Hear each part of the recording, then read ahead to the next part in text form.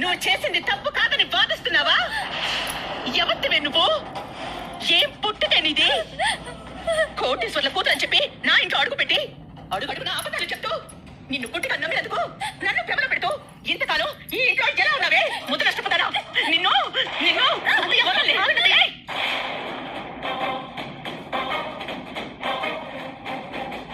నువ్వు నోరు తెలిసి అబద్ధం, ఆస్తుల అబద్ధం, అంతస్తుల అబద్ధం, తండ్రి అబద్ధం, మేనమామ అబద్ధం.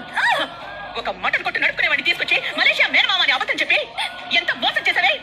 ఆ నటులంతా గుర్తు చేసుకుంటుంటే ఒళ్ళంతా పదపద పద మండిపోతుంది. నీ మొహం చూడాలంటేనే అసహ్యంగా ఉంది. అసలు నిన్ను నిన్ను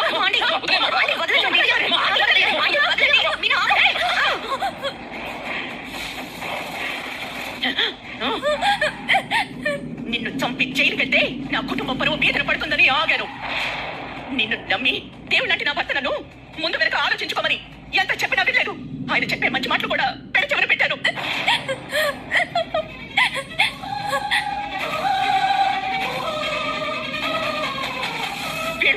వీడిని ఎంత ప్రేమించాడు, నేనెంత నమ్మాడు. కట్టుకున్న భర్త వాడికైనా నిజం చెప్పాలని అనిపించలేదా నీకు? నా కొడుకుని అమాయకుడిని చేసి మొత్తం నా ఇంటికే అరిష్టం తెచ్చిపెట్టావు. ఒక మహమ్మారిలో నా ఇంట్లో అడుగు పెట్టావు. నిన్ను ఏం చేస్తే నా పక్క తీరుతుంది? నిన్ను నీ కోపం అర్థం అవుతుంది, నీ కోపంలో అర్థం ఉంది, కానీ అమ్మాయిని కొట్టడం తప్పు. ఎంతైనా రోహిణి ఇంటి కోడలు చేసుకోకండి అత్తయ్య. నేను ఎవరిని? ప్రభావతిని. మోసపోయినా నాదే పై చేయి ఉండాల్సిందే. నువ్వు చెప్తే నేను వినాలా?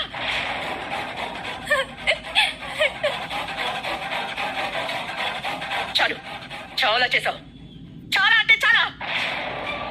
నేను పెళ్లిదాన్లా ఎవరికో నువ్వు పుట్టావని, ఆ గాడిద కొడుకు ఎక్కడో మలేషియాలో ఉన్నాడని, వాడి తరపున ఒక దరిద్రుడు కోట్లు మోసుకొస్తాడని, నా కొడుకు బాగుపడతాడని, గొప్పగా బ్రతుకుతాడని ఎన్నో కలలు కన్నానే. అన్నీ బూడిద పాలు చేసేసావు. కోట్లన్నీ పోయాయని చెప్పినా, కేసు ఓడిపోయానని చెప్పినా నేను ఇంత బాధపడేదని కాదు. కానీ తల్లి కన్నా ఎక్కువగా చూసుకున్నారు కదే. మిగతా కోడల్ని కూడా అసలు పట్టించుకోలేదు కదే. నీలాంటి మోసగత్తెకు సేవలు చేయనందుకు దాన్ని రాచి రంపన పెట్టాను కదే. నీకోసమే కదే నేను ఇంత చేసింది. నా భర్త కష్టార్జితం మొత్తం మాకు తెలియకుండా వాడుకున్నా ఆ డబ్బు కోసం కూడా నేను దూరం చేసుకోకుండా మళ్ళీ ఇంట్లోకి రానిచ్చాను కదే. నన్నెలా మోసం చేయాలనిపించి నేను భావిస్తున్నానా? నాకు ఇన్ని అబద్ధాలు చెప్పాలని ఎలా అనిపించిందే? సరే తప్పుకుంటున్నాను. చిచి, తప్పు చేశాను, తొందరపడ్డాను. నా కొడుక్కి నీలాంటి మాయలాంటి నుంచి పెళ్లి చేసి వాడి జీవితాన్ని ప్రశ్నార్థకంగా మార్చేశాను. ఇక నీకు ఇంట్లో స్థానం లేదు. నువ్వు నడవే బయటికి. నడవే బయటికి.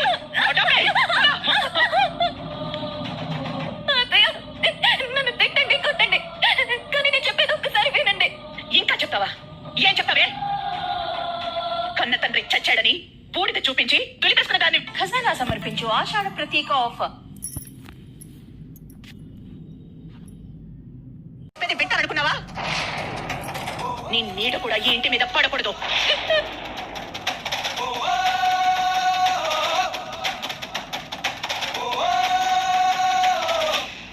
ఈ జన్మలో ఈ ఇంటి గడపలో నువ్వు కాలు పెట్టకూడదు.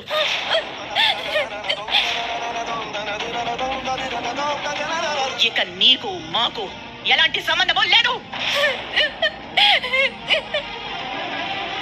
ఆ అమ్మాయి ఏదో చెప్తానంటోంది, అవకాశం ఇవ్వు. అవకాశం ఇస్తే మళ్ళీ అబద్ధాలు చెప్పి మాయ చేస్తుంది. అన్ని తప్పుల్ని మాయం చేస్తుంది.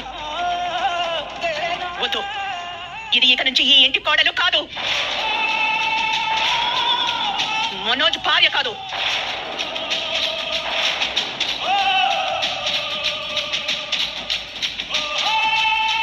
ఆ మాట ఆమె భర్త చెప్పాలి.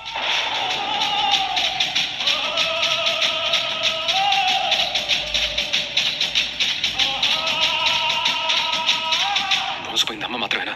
నేను కదా. ఇంకా తనతో కలిసి ఎలా కాపురం చేయాలన్నా?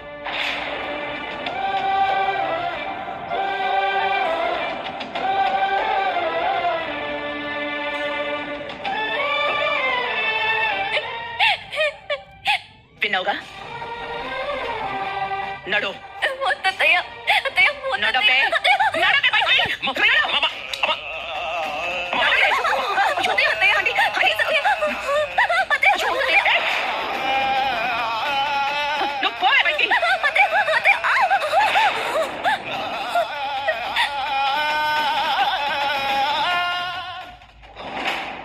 ఎప్పటికీ తన గుప్పెట విప్పదు, ఎవ్వరికీ తన గుట్టును చెప్పదు. ఎందుకు ఇలా ఎదురైనది పొడుపు కథ? తప్పుకునేందుకు దానిని ఇవ్వదు, తప్పుకునేందుకు కారణం ఉండదు. చిక్కులలో పడడం తనకే సరదా. తిరిగేమిటో ఇలా కథలు ఆగని సంగములా మది మారితే ఎలా? నిన్న మొన్న నీ లోపల కలిగిందా ఏనాడైనా కల్లోలం ఇలా? ఈరోజేమైందని ఇదైనా ఎందని నీకైనా కాస్తైనా అనిపించిందా? ఎప్పటికీ తన గుప్పెట విప్పదు, ఎవ్వరికీ తన గుట్టును చెప్పదు. ఎందుకు ఇలా ఎదురైనది పొడుపు కథ?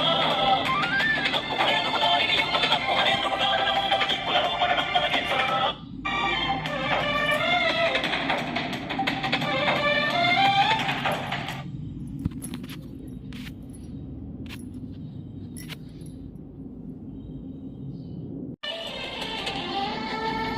ఏదోలా చూస్తారే నిన్ను వింతలా, నిన్నే నీకు చూపుతారే పోల్చలేనంతలా. మునుపటిలా లేవంటూ కొందరు నిందిస్తూ ఉంటే నిజమవుతాదో తెలిసేదెలా? బదులుతా అని ప్రశ్నల తాకిడి ఏమిటో ఇలా? అదలు ఆగని సంద్రములా మది మారితే ఎలా?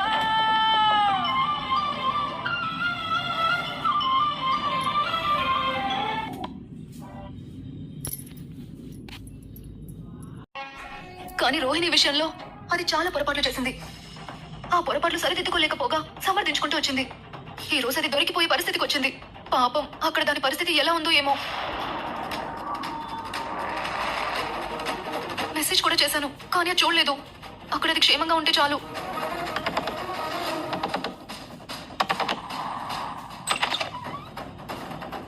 హే, ఇప్పుడే నీ గురించి తలుచుకున్నాను. అప్పుడే నువ్వు వచ్చేసావు. నీకు నూరేళ్లే.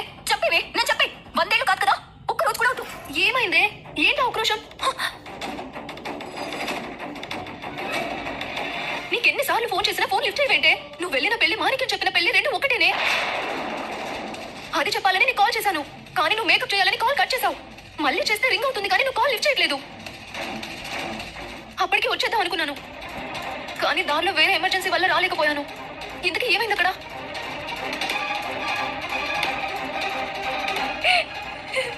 రోహిణి, ఏమైంది? ఎందుకు ఏడుస్తున్నావు? ఏమైందో చెప్పవే, టెన్షన్ గా ఉంది. రోహిణి, రోహిణి చెప్పవే. ఇన్ని రోజుల నుంచి ఏది జరగకూడదని భయపడ్డానో అదే జరిగింది. మాణిక్యంతో ఆడిన నాటకానికి తెరపడిపోయింది. అంటే నీ మలేషియా విషయం అంతా తెలిసిపోయింది. మీ నాన్న బిజినెస్ మొత్తం మొత్తం తెలిసిపోయింది. ఇంట్లో అందరి ముందు నా పరువుని తీసుకెళ్లి బజార్లో పెట్టినంత అవమానపడిపోయాను. ఏం మాట్లాడుతున్నావే? జుట్టు పట్టుకుని ఈడ్చుకొచ్చి బయటికి తోసేసిందే మా అత్త. నువ్వంటే ఆవిడికి చాలా ఇష్టం కదే. నేనంటే కాదు, నా వెనకున్న డబ్బంటే ఇష్టం. అదే లేదని తెలిసాక ఇంకెలా ఉంటుందా ఇష్టం? ఆ క్షణం ఆవిడ నన్ను ఎంత నీచంగా చూసిందో తెలుసా? ఆ మాటలు, ఆ కళ్ళు చూస్తేనే అర్థమైంది. మాణిక్యం చెప్పేశాడా అని? అవును. అతనైనా ఎంతవరకు కాపాడగలడు? ఆ అబద్ధం చెప్పడం దొంగకి తేలు కుట్టడం లాంటిది. ఎక్కువసేపు తట్టుకోలేడు. ప్రాణాలు కాపాడుకోవడం కోసమైనా అరవాల్సిందే. సమస్య తన దాకా వచ్చాక నీ గురించి ఎందుకు ఆలోచిస్తాడు? అప్పటికి చెప్తూనే ఉన్నాను, ఆ ఇంట్లో వాళ్ళు మంచోళ్ళు, వాళ్ళని మోసం చేయొద్దు అని. విన్నావా? వినలేదు. దేవుడైనా ఎన్ని ఛాన్సులు ఇస్తాడు? టైం వచ్చింది, చేతులు ఎత్తేశాడు. ఇప్పుడు నీకు సంతోషంగా ఉందా? చెప్పు, సంతోషంగా ఉందా? చెప్పు, సంతోషంగా ఉందా? నా మీద ఏంటంటే ఏమొస్తుంది? అత్త మీద కోపం దుత్త మీద చూపించడం అంటే ఇదే. నిన్ను నేను ఎన్నిసార్లు హెచ్చరించాను? నిజం చెప్తున్నాను కదా, నిజం ఎప్పటికైనా బయటపడుతుంది. ఇదంతా ఆ దేవుడి సంకల్పం. ఆ దేవుడు నీ తల రాతని నీ నుదుటి మీద రాశాడు. అది నువ్వు చెరిపేయాలనుకోవడం నీ మూర్ఖత్వం. చచ్చిన పొమ్మని ఇంకా చంపకే. వాళ్ళ జీవితాంతం మోసం చేయాలని నేనేం అనుకోలేదు. రైట్ టైం చూసి చెప్పాలనుకున్నాను. నువ్వు చేసేది రైట్ అయినప్పుడు రైట్ టైం కోసం వెయిట్ చేయొచ్చు. బట్ రాంగ్ వేలో వెళ్తూ రైట్ టైం అంటే అది ఎప్పటికీ రాదు. నేను అసలు మంచిదాన్నే కాదు, మనిషినే కాదు అన్నట్టు మాట్లాడికే. మనోజ్ మంచి స్థాయికి వెళ్ళాలి, సెటిల్ అవ్వాలి, ఆ తర్వాత అన్ని విషయాలు వివరంగా చెప్పాలని జీవితమే అంతమైపోయినట్టు అనిపిస్తుంది. ఇంతకీ మనోజ్ ఏమన్నాడు? ఏమీ అనలేదు. మా అత్తయ్య అంత పెద్ద నోరేసుకుని అనేసి మాట్లాడుతున్నా నోట్లో నాలుక లేని వాళ్ళ మౌనంగా ఉన్నాడు. అందుకే ఇంకా బాధగా ఉంది. వద్దమ్మా, ఒక్క అవకాశం ఇద్దామని ఒక్క మాట కూడా అనలేదా? నన్ను బయటికి గెంటేస్తున్నా గోడ కొట్టినేస్తున్నా అక్కడే ఉన్నాడు. చిన్న చలనం కూడా లేదు. తనతో 7 అడుగులు నడిచినా నా కోసం ఒక్క అడుగు కూడా నడవలేకపోయాడు. ఇంత జరిగాక ఇప్పుడు సీరియల్ డైలాగులు చెప్తే ఉపయోగం లేదే. ఓ నన్న ఓపెనింగ్ కట్. మనోజ్ ఇంకా నయం, నీ చెంప పగలగొట్టలేదు, సంతోషించు. అవును, మలేషియా విషయం మాత్రమే బయటపడిందా? నీకు పెళ్ళే ఒక కొడుకు కూడా ఉన్నాడన్న విషయం కూడా బయటపడిందా? ఇంకా ఆ విషయం కూడా బయటపడిపోతే నీ ఇంటికి నేను వచ్చేదాన్ని కాదు, నా పెద్ద కర్మకి ఇన్విటేషన్ వచ్చేది. బ్రతికిపోయావు. మరి ఇప్పుడు ఏం చేద్దాం అనుకుంటున్నావు? తెలీదు. ఇప్పట్లో నిన్న ఇంటికి కూడా రానివ్వరేమో కదా? ఖచ్చితంగా రానివ్వరు. పైగా డబ్బు లేని దాన్నని తెలిసిపోయింది కదా. ఇంక మా అత్తయ్య నన్ను చాలా అంటే చాలా నీచంగా చూస్తారు. ఎలా చూడాలన్నా ముందు నిన్న ఇంటికి రానివ్వాలి కదా. ఎప్పటికీ రానివ్వరా ఏంటి? నేను ఆ ఇంటి పెద్ద కొడుకు భార్యని, అత్తయ్య తర్వాత ఆ హోదా కలిగిన దాన్ని. జీవితాంతం బయట ఎందుకుంటాను? అయినా నన్ను ఇప్పుడు బయటకు పంపించడం మంచిదైందిలే. ఎందుకలా? ఇంటి పెద్ద కోడల్ని తన్నేసిందన్న బ్యాడ్ నేమ్ మా అత్తయ్య కూడా వస్తుంది కదా. మా మావయ్య అలాంటివన్నీ బాగా గుర్తుపెట్టుకుంటారు. ఖచ్చితంగా ఇంటి పరువు కోసమైనా నన్ను ఇంటికి రప్పించాలని చూస్తారు. కానీ నువ్వు అక్కడికి వెళ్తే నువ్వు అన్నట్టు నీ పరిస్థితి చాలా ఘోరంగా ఉంటుంది. అలాని నేను మూల కూర్చొని ఏడ్చే రకం కాదు. ఇన్నాళ్ళు ఈ నిజం ఎక్కడ బయటపడిపోతుందోనని చాలా భయపడ్డాను. ఇకపైన అలా భయపడాల్సిన అవసరం లేదు. నా కన్నీళ్ళని నేను తుడుచుకోగలను. నా కష్టాల నుంచి నేను గట్టెక్కగలను. నేను కోరుకున్న జీవితం నేను ఎవరి కోసం వదులుకోను. నేను ఇష్టపడ్డ మనోజ్ని ఎప్పటికీ వదులుకోను. ఖచ్చితంగా నేను మనోజ్తో చాలా హ్యాపీగానే ఉంటాను. ఇంత కాన్ఫిడెంట్ ఏంటే? నాకు నమ్మకం ఉంది. ఇప్పుడు నేను చెప్పింది జరిగి తీరుతుంది, చూస్తూ ఉండు. అదొక్కటే సీక్రెట్ అనుకుంటే నువ్వు అనుకున్నట్టు జరిగే అవకాశం ఉంది. కానీ చింటూ అనే చాలా పెద్ద సీక్రెట్ నువ్వు మెయింటైన్ చేస్తున్నావు కదా, దాని గురించి భయం లేదా? ఉంది. కానీ ఇక నుంచి నేను అమ్మ దగ్గరికి ఎక్కువ వెళ్ళను. ముందు అమ్మ కూర్చుని నా కొంగు కట్టేసుకుంటాను. నా మాట మాత్రమే వినేలా మార్చుకుంటాను. అప్పుడు ఏం చేయాలో ఆలోచిస్తాను. నువ్వు అనుకున్నదంతా జరగాలని కోరుకుంటున్నాను. జరిగి తీరుతుంది. ముందు నువ్వు వెళ్ళి కాఫీ పట్టరా.